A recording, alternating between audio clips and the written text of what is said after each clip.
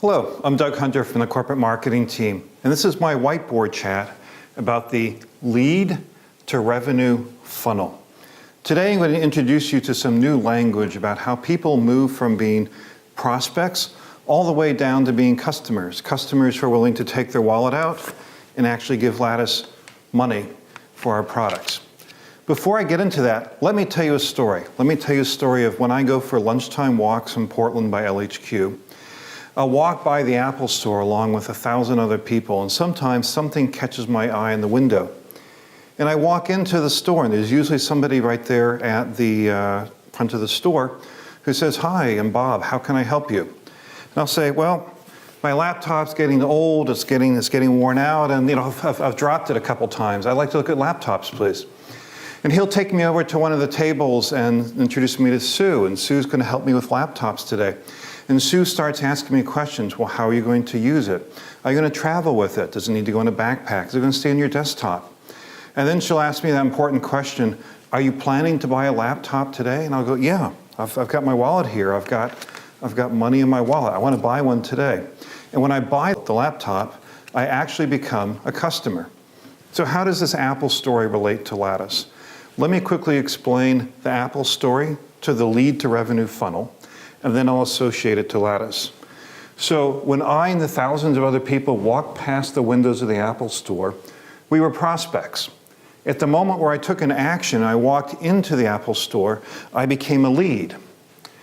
When Bob asked me questions, qualifying questions about what I was looking for, I became a marketing qualified lead. And then when the salesperson asked me more detailed questions, I became a sales qualified lead.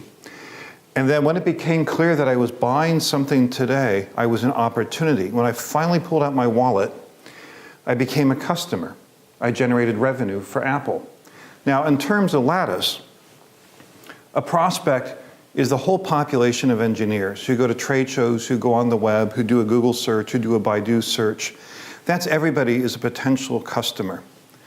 A lead is somebody who actually takes an action. A lead is somebody who comes by our booth at a trade show. A lead is someone who types in MIPI CSI2 bridge into a search engine, or a lead is someone who comes to our website and downloads a piece of software. Now, marketing, my team will look at all those people and say, here's people we really want to talk to, and here's people we don't. So for example, students, salespeople, academics, competitors, we don't want to pass them on to sales as leads. So we will do what's called scoring and filtering. So the filtering is what we just talked about. Scoring, on the other hand, is prioritizing people. Because someone from a major account who's downloading software is somebody that we want to talk to right now. Someone from a smaller account who's just looking at something like an infographic and is earlier on in the decision-making process is someone that we may want to nurture a little bit more before we pass them on to sales. Now, when we give the leads to sales, and sales either picks up the phone or sends an email to the customer and asks more detailed questions, that's when a sales qualified lead or an SQL is created. And at the point where sales figures out that it is a design engineer that they're talking to who's doing a design right now and could actually use an FPGA or an ASSP or a millimeter wave product to solve their problem, at that point they become an opportunity. You may have heard people around Lattice talk about DOs, DIs, and DWs.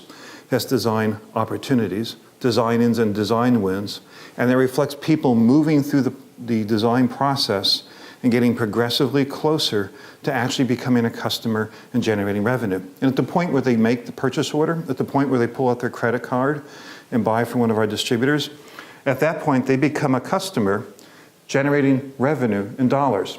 Now the process isn't done at that point, because it's much easier to keep and recycle a customer than it is to find a new customer. So hopefully everyone who makes it down here to the bottom and gives us revenue is someone that we pulled back to the top of the funnel and nurture. Now there's a lot of techniques about how you do this. So in future whiteboard talks, I'll talk about things like content marketing and context marketing, which are tools that we use to find people and pull them down through the lead to revenue funnel. So this is Doug Hunter, and this has been my whiteboard chat.